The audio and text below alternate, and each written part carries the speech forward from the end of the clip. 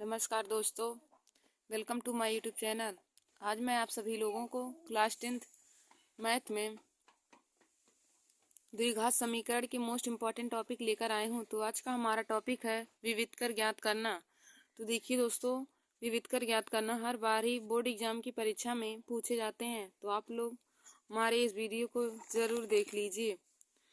तो देखिए दोस्तों, आज मैं आप सभी लोगों को विविधकर ज्ञात करने का फार्मूला भी बताऊंगी और उससे संबंधित क्वेश्चन भी आप लोगों को सॉल्व कराऊंगी जो बोर्ड एग्जाम की परीक्षा में पूछे जाते हैं। तो देखिए दोस्तों, पहले मैं आप लोगों को विविधकर का फार्मूला बता देती हूँ। तो देखिए दोस्तों, विविधकर का फार्मूला हमारा होता है विविधकर बराबर विविधकर को डी से प्रदर्शित करते हैं। तो विविधकर डी बराबर हमारा क्या होता है? विविधकर डी बराबर होता है बी स्क्वायर माइनस में 4ac। देखिए दोस्तों, विविधकर बी डी बराबर होता है बी स्क्वायर माइनस 4ac। यही हमारा विविधकर ज्ञात करने का फार्मूला होता है। विविधकर डी बराबर होता है बी स्क्वायर माइनस 4ac। तो देखिए दोस्तों, विविधकर डी बराबर हमारा फार्मूला होता है बी स्क्वायर माइनस में 4ac। जब भी हमें कहे कि मूलों की प्रकृति बराबर है या मूल बराबर हो या फिर हमें बोले कि विविधकर ज्ञात कीजिए, तब हम हमेशा इसी फार्मूले का यूज करेंगे। तो हमारा फार्मूला विविधकर डी बराबर होता है बी स्क्वायर माइनस में 4ac। बी स्क्वायर माइनस में 4ac। तो देखिए दोस्तों, जैसे हमारा यहाँ पे पहला क्वेश्चन दिया है, यह हमारा उदाहरण का है कि विविधकर की गणना करते हुए समीकरण x स्क्वायर बराबर 2x प्लस 5 की मूलों की प्रकृति ज्ञात कीजिए। हमारा समीकरण देखिए दोस्तों दिया है x स्क्वायर बराबर 2x प्लस में 5। इसी में हमें विविधकर ज्ञात करना है। तो देखिए दोस्तों, पहले हम इस समीकरण को सही रूप से लिख लेते हैं। तो हमारा समीकरण क्या हो जाएगा? हमें समीकरण दिया है एक्स स्क्वायर बराबर में 2x प्लस में 5। तो हम इसे पहले सही रूप में लिख लेते हैं। तो हो जाएगा एक्स स्क्वायर और इसको हम इधर लाएंगे पूरा, तो हो जाएगा एक्स स्क्वायर माइनस में 2x माइनस में 5 और इक्वल में हमारा 0 हो जाएगा। देखिए दोस्तों, इधर 2x और प्लस में 5 हमारा प्लस में है और यह इधर बराबर के इधर आने के बाद माइनस हो जाएगा, क्योंकि बराबर के इधर या उधर जाने पर यदि संख्या प्लस में रहती है तो बराबर के उधर जाने के बाद माइनस हो जाती है, और अगर माइनस में रहती है तो बराबर के उधर जाने के बाद प्लस में हो जाती है, और बराबर के इधर यदि गुणे में है तो बराबर के उधर जाने के बाद वह भाग में हो जाती है, और इधर बराबर के इधर में भाग में है तो उधर जाने के बाद गुणे में हो जाती है। यानी कि एक दूसरे का ट्रांसफर हो जाता है। यदि गुणे में है तो भाग में हो जाएगी, भाग में है तो गुणे में हो जाएगी, जोड़ में है तो घटाव में हो जाएगी, और घटाव में है तो जोड़ में हो जाएगी। तो देखिए दोस्तों, हमारा समीकरण दिया था कि एक्स स्क्वायर बराबर 2x प्लस में 5।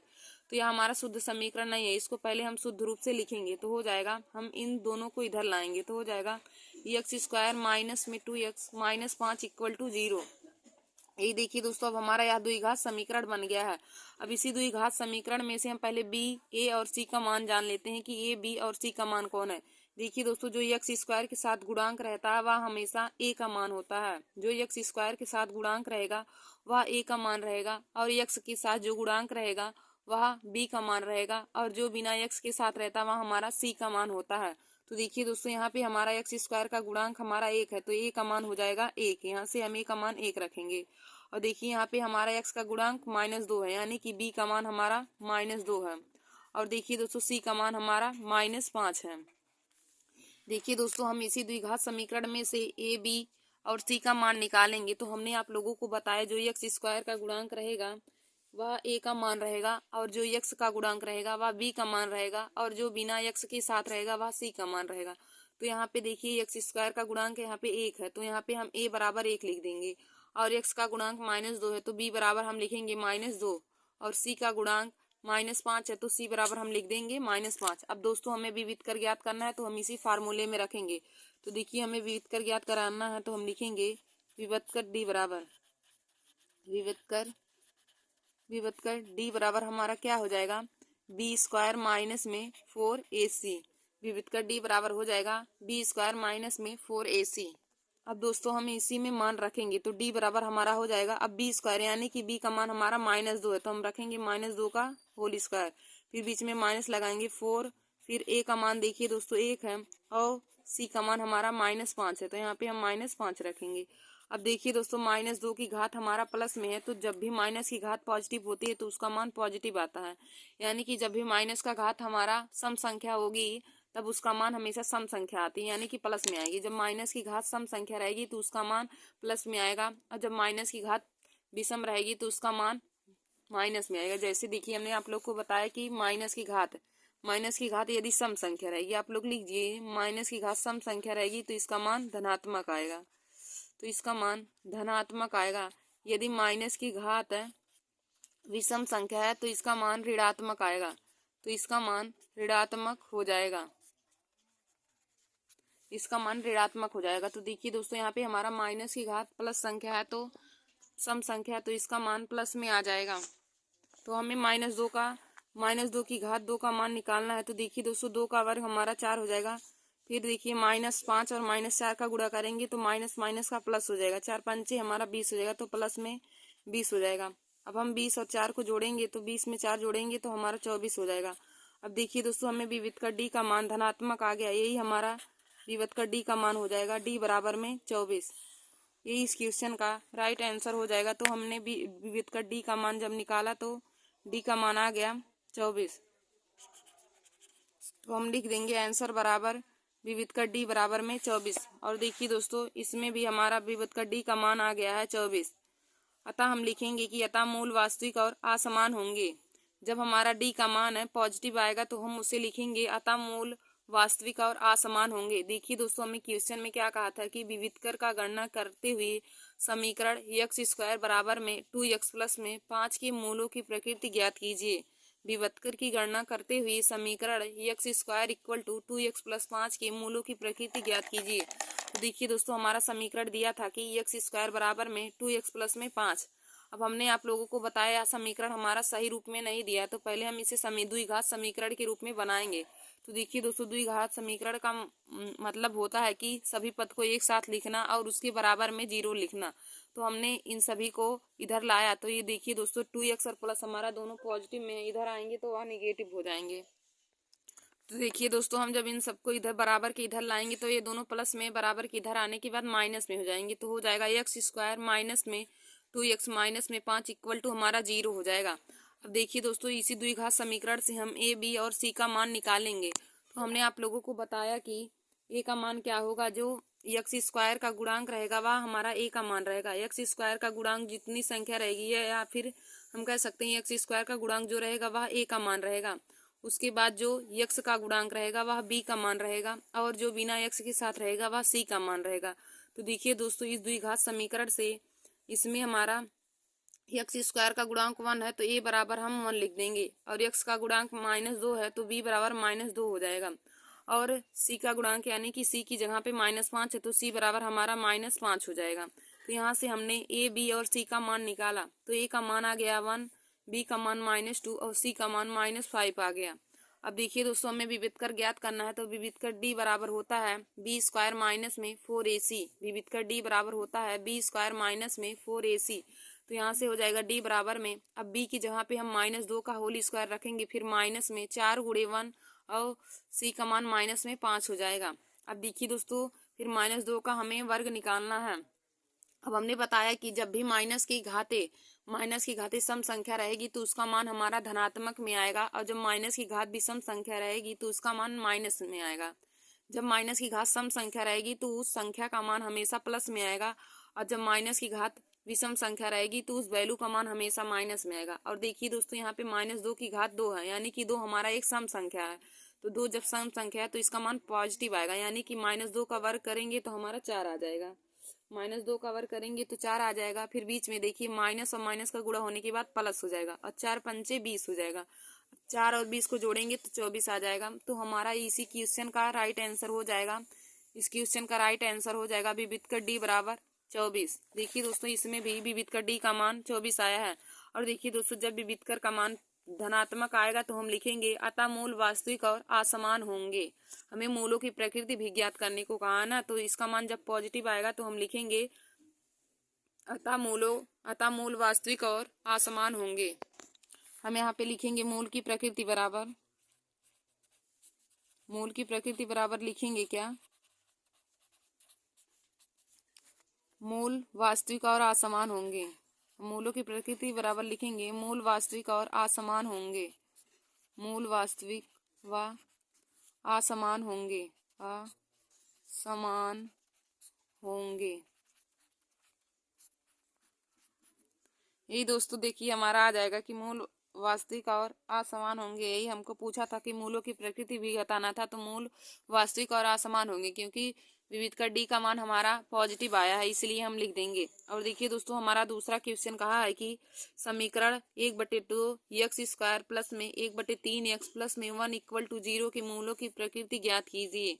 मूलों की प्रकृति हमें ज्ञात करने को कहा है। तो देखिए दोस्तों हमारा समीकरण दूसरा हमें क्वेश्चन क्या दिया है, समीकरण में 1/2 एक्स स्क्वायर प्लस में 1/3 एक्स और प्लस में 1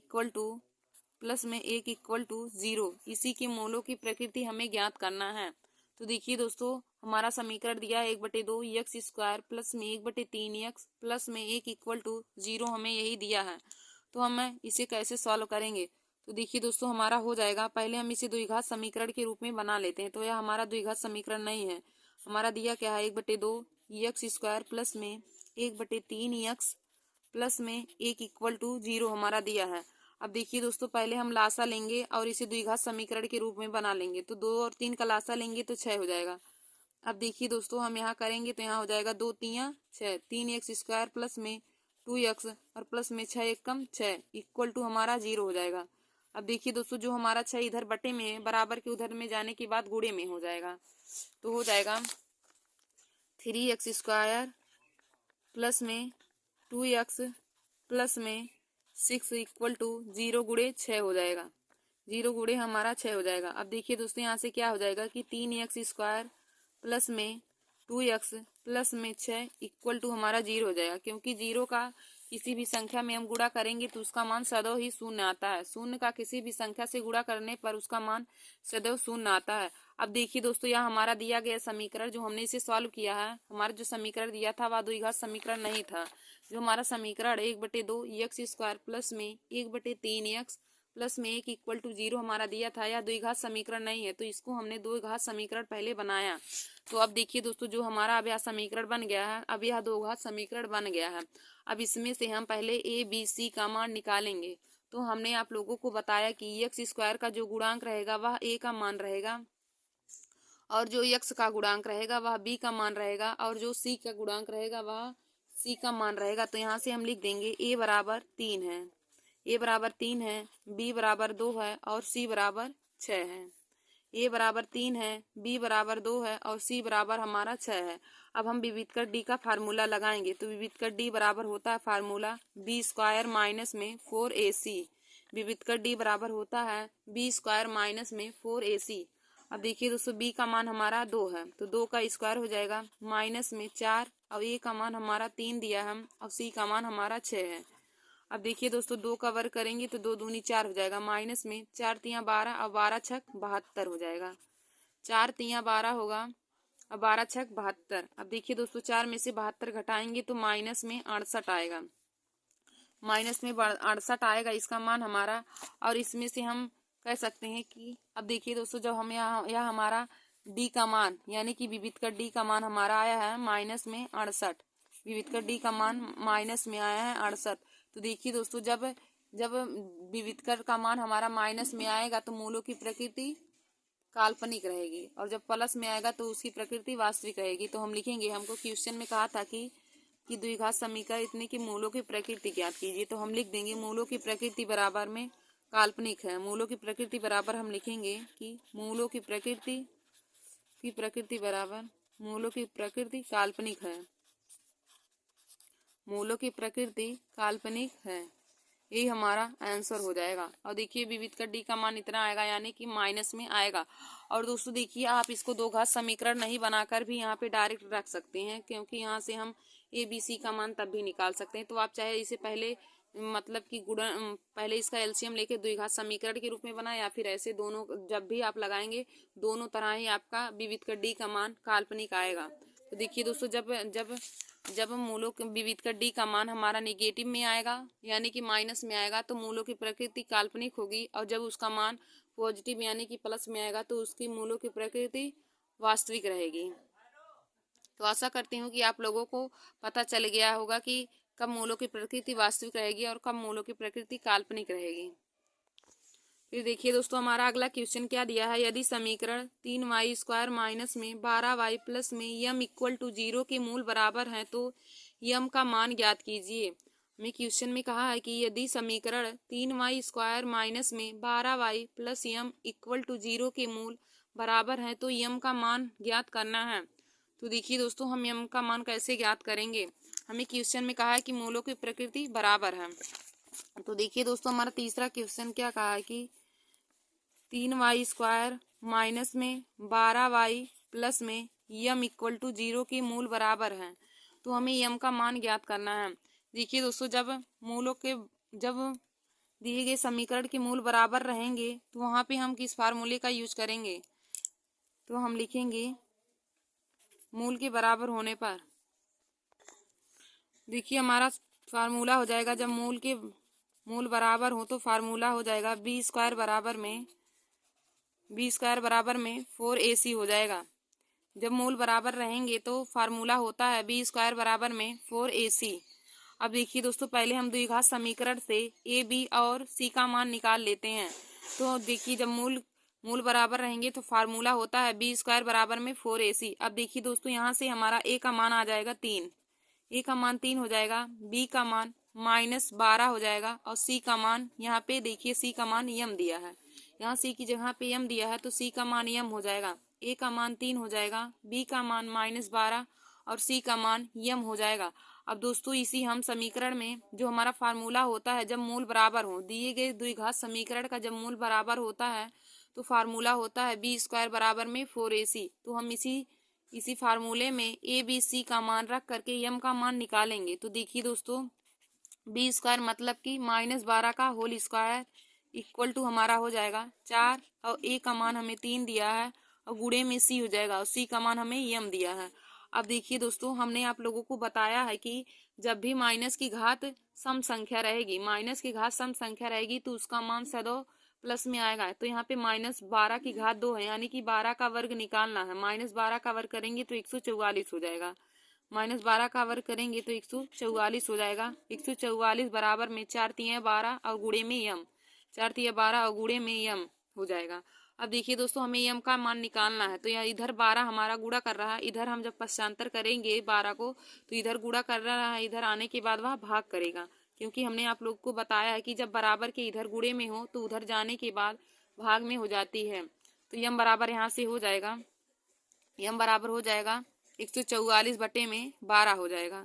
यम बराबर 144 बटे 12 हो जाएगा। अब हम काटेंगे तो 12 एकम 12 और 12 बरहिया में 44 हो जाएगा, यानी कि यम बराबर हमारा आ गया, हमें यम का मान निकालना था तो यम बराबर आ गया 12, यम का मान निकालना था तो यम बराबर 12 आ गया। यही हमारा इस क्वेश्चन का राइट आंसर हो जाएगा। देखिए दोस्तों, हमें यम का मान निकालना था क्वेश्चन में, तो देखिए दोस्तों, इसमें भी हमारा यम बराबर 12 आया है। ये 12 यम बराबर 12, यही हमारा इस क्वेश्चन का राइट आंसर हो जाएगा। यही मान हमको निकालने को कहा था कि यदि मूलों की प्रकृति बराबर है तो हमें यम का मान ज्ञात करना है।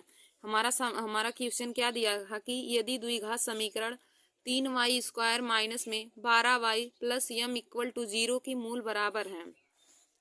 यदि समीकरण 3y² माइनस में 12y plus Yama equal to 0 की मूल बराबर है तो यम का मान ज्ञात कीजिए। तो देखिए दोस्तों, हमें यम का मान निकालने को कहा है कि यदि द्विघात समीकरण 3y² माइनस में 12y plus Yama equal to 0 की मूल बराबर है तो यम का मान ज्ञात कीजिए। हमें इसमें यम का मान ज्ञात करना है। तो देखिए दोस्तों, हमने आप लोगों को बताया है कि जब द्विघात समीकरण के मूल बराबर होंगे तो वहाँ पे हम किस फार्मूले का यूज करेंगे। तो देखिए, जब दो घात समीकरण के मूल बराबर होते हैं तो वहाँ पे हमारा फार्मूला लगता है b² बराबर में 4ac, b² बराबर में 4ac। और देखिए, हमारा द्विघात समीकरण दिया था कि 3y² माइनस में 12y प्लस में यम इक्वल टू 0। अब इसी द्विघात समीकरण से पहले हम a b और c का मान निकालेंगे। तो देखिए दोस्तों, हमने आप लोगों को बताया है कि जो x² या फिर मतलब x की घात 2 के साथ जो गुणांक रहेगा वह हमारा a का मान होगा। तो इसमें y² के साथ हमारा 3 दिया है वाई स्क्वायर का गुणांक यहाँ पे 3 दिया है, तो यह ए का मान हो जाएगा। तो हम लिखेंगे ए बराबर में 3 और बी का मान हमें जो वाई का गुणांक रहेगा तो बी का मान हमारा -12 हो जाएगा। और सी की जगह पे यहाँ पे एम दिया है तो सी का मान हमारा एम हो जाएगा। यहाँ से हम निकालेंगे तो ए का मान 3 हो जाएगा, बी का मान -12 और सी का मान यम हो जाएगा।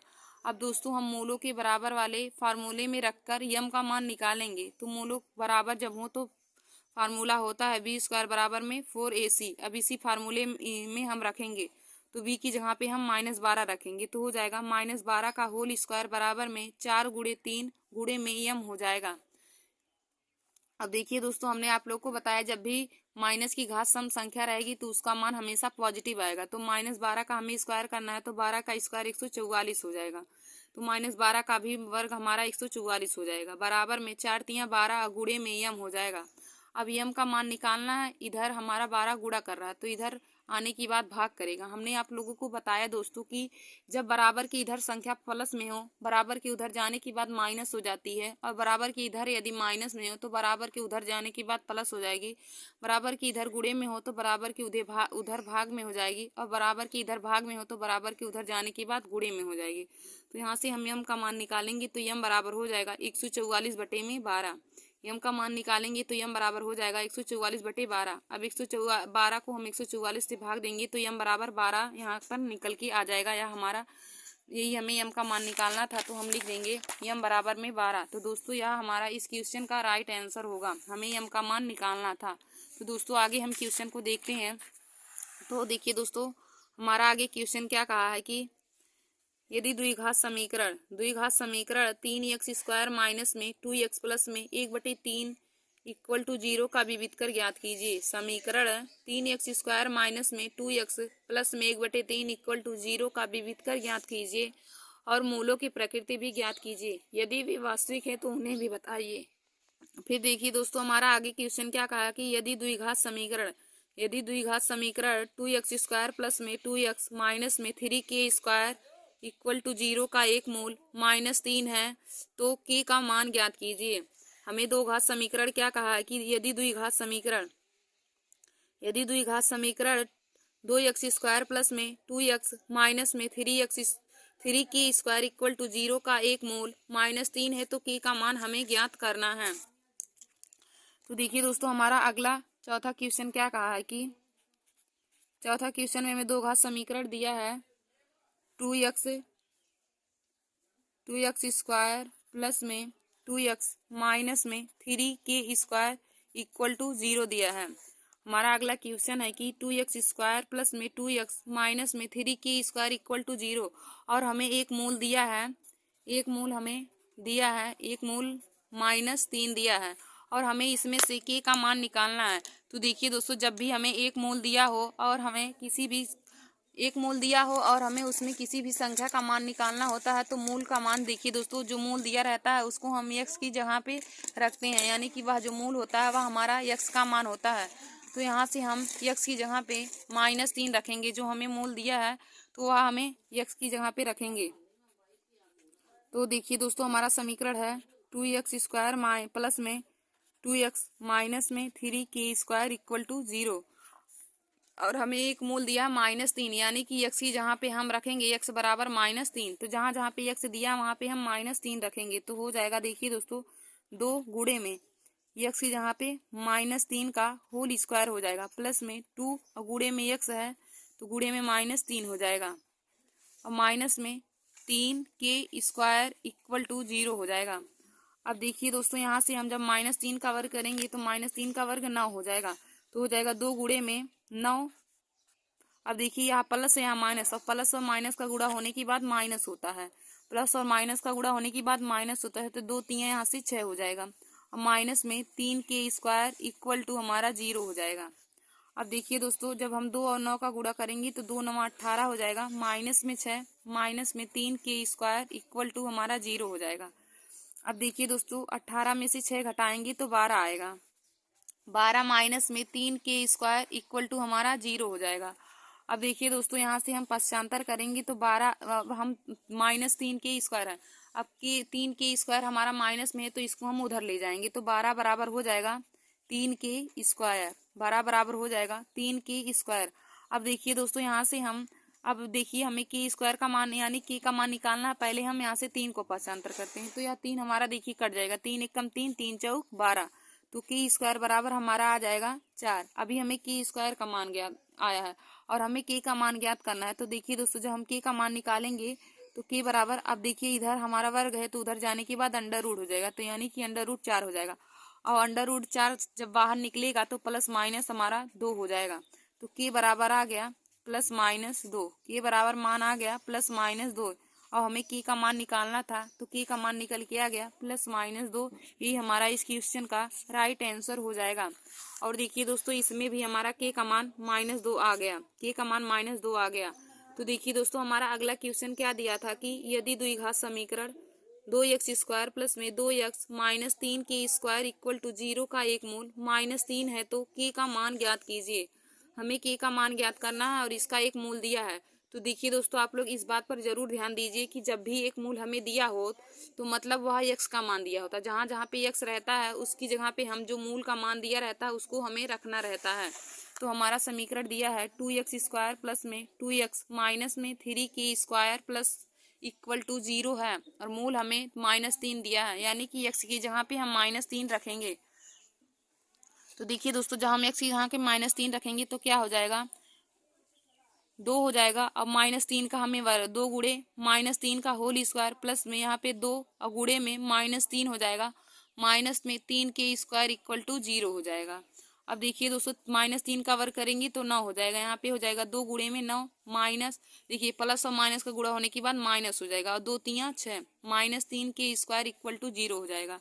अब 2 9 18 हो जाएगा, माइनस में 6 माइनस में 3 के स्क्वायर इक्वल टू 0 हो जाएगा। 18 में से 6 जाएगा तो यहाँ पे हो जाएगा 12 माइनस में 3 के स्क्वायर इक्वल टू हमारा 6 हो जाएगा। अब देखिए दोस्तों यहाँ 3 के स्क्वायर इधर हमारा माइनस में है तो उधर बराबर की उधर जाने के बाद प्लस हो जाएगा, यानी कि यहाँ से हो जाएगा 12 बराबर में 3 के स्क्वायर, यहाँ से हो जाएगा 12 बराबर में 3 के स्क्वायर। अब देखिए दोस्तों हम काटेंगे तो 3 एकम 3, 3 चौक 12 हो जाएगा, तो यहाँ से हो जाएगा के स्क्वायर बराबर में 4, के स्क्वायर बराबर में 4। और देखिए दोस्तों जो के इधर हमारा वर्गमूल में इधर हमारा वर्ग कर रहा है कि, और उधर जाने के बाद यह वर्गमूल हो जाएगा तो के बराबर हो जाएगा अंडर रूट में 4, के बराबर हो जाएगा अंडर रूट में 4। और देखिए अंडर रूट 4 का मान 2 होता है लेकिन अंडर रूट की वजह से प्लस माइनस में हो जाएगा, तो के बराबर हो जाएगा प्लस माइनस में 2, के बराबर हो जाएगा प्लस माइनस में 2। यही देखिए हमें के का मान निकालना था और हमने के का मान निकाला तो प्लस माइनस अंडर रूट में 2 प्लस माइनस में 2 आया दोस्तों। यही हमारा इस क्वेश्चन का राइट आंसर हो जाएगा। तो देखिए दोस्तों आगे भी हमारा अगला क्वेश्चन दिया है कि द्विघात समीकरण 2x² माइनस में 4x प्लस 3 इक्वल टू 0 का विविधकर ज्ञात कीजिए और मूलों की प्रकृति भी ज्ञात कीजिए। यानी कि पहले हमें विविधकर ज्ञात करना है, उसके बाद मूलों की प्रकृति ज्ञात करना है।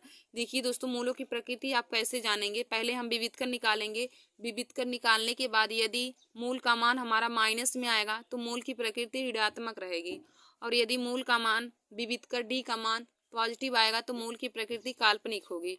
तो आप निकालेंगे, उससे आपको पता चल जाएगा कि मूल का मान मतलब कि काल्पनिक आएगा या वास्तविक। जब जब विविधकर डी का मान माइनस में आएगा तो मूल की प्रकृति आप काल्पनिक लिख देंगे, और जब विविधकर डी का मान पॉजिटिव आएगा तो आप मूलों की प्रकृति को धनात्मक लिख देंगे। तो देखिए दोस्तों आगे भी हमारा क्वेश्चन इसी फार्मूले पर ही लगाना है।